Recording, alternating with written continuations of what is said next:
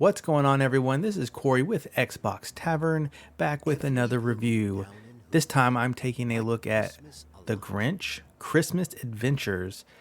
Jumping into the holiday season a bit early, I have sat down with The Grinch Christmas Adventures, played it all the way through, and am ready to report back how the game works. So this is a standard platforming game where you are taking the role of the Grinch and you're playing out the classic Grinch story.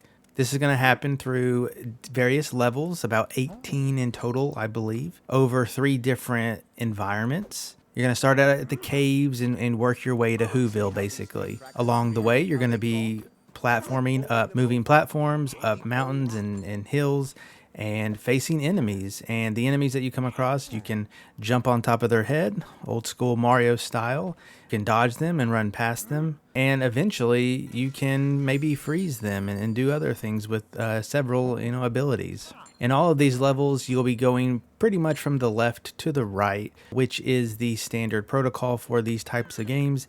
And aside from platforming, you also will be tasked with going through a stealth portion of the level. Usually this takes place in someone's house, and there are going to be Who's or gingerbread walking around wanting to give you a hug. And you, being the Grinch, hate hugs, so you need to avoid that so you don't get caught. The houses all have an exit point that you're trying to get to, and littered throughout them are collectibles along with the rest of the level. You're going to find presents and puzzle pieces scattered about. Up to you whether or not you are going to grab those, but they are highly recommended.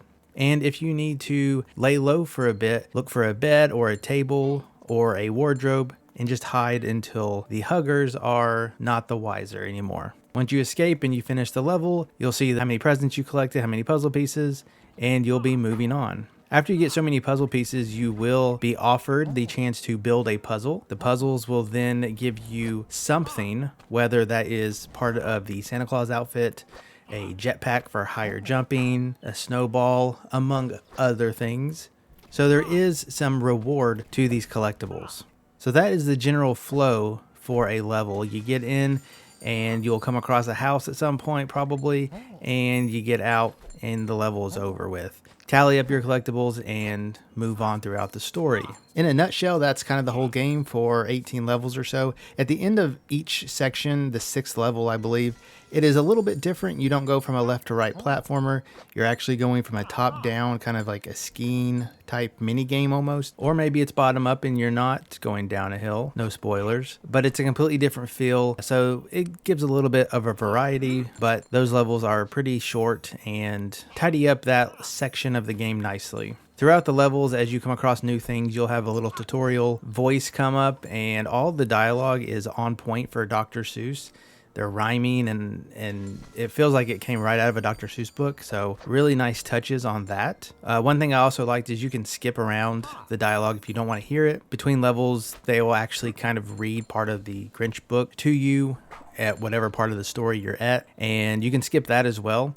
But it's kind of funny, as you hold down the button to skip, it doesn't really just stop it there. It kind of speeds it up in like a chipmunk voice, and it was really fun for my kids. Speaking of, this game is obviously geared towards kids. This is kind of a really great, almost perfect holiday game for the kids. I say that because not only is it the Grinch, it is geared toward them, but they can actually play this game without a lot of consequences.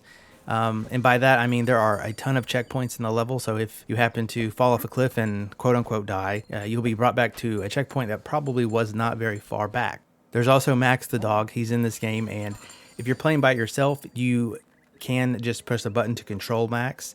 You will need to control Max here and there for some very slight puzzling to get the Grinch to another spot, but that is few and far between. The second player, though, can control the dog themselves the whole time if they wish, and there's actually no penalty for Max the dog going off screen or kind of, quote unquote dying and coming back. So it's really good second controller for a kid to pick up and just kind of get used to the platforming. But if they wanted to pick up the Grinch and be the main platformer, where you do have to worry about how well you do in a sense to continue, It's a really good first platformer game. It's a little janky. It's not the polish of that part of the game is probably what hurts it the most. But otherwise, the environments, the sound, the storytelling, the reading is just really, really nice. And I could see, well, my kids did play this with me and they loved it. And I could see us probably just turning it on closer to Christmas time and going through the story that way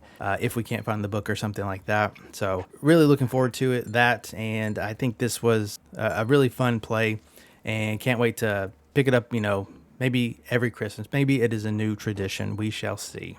But that pretty much wraps it up for the Grinch Christmas Adventures. I hope you've got a good feel of if this is going to fit into your family or not. And if you are not on xboxtavern.com already, be sure to go there, check out the score for this game, as well as the score for all of our other games that we review. And I will catch you in the next review. See ya.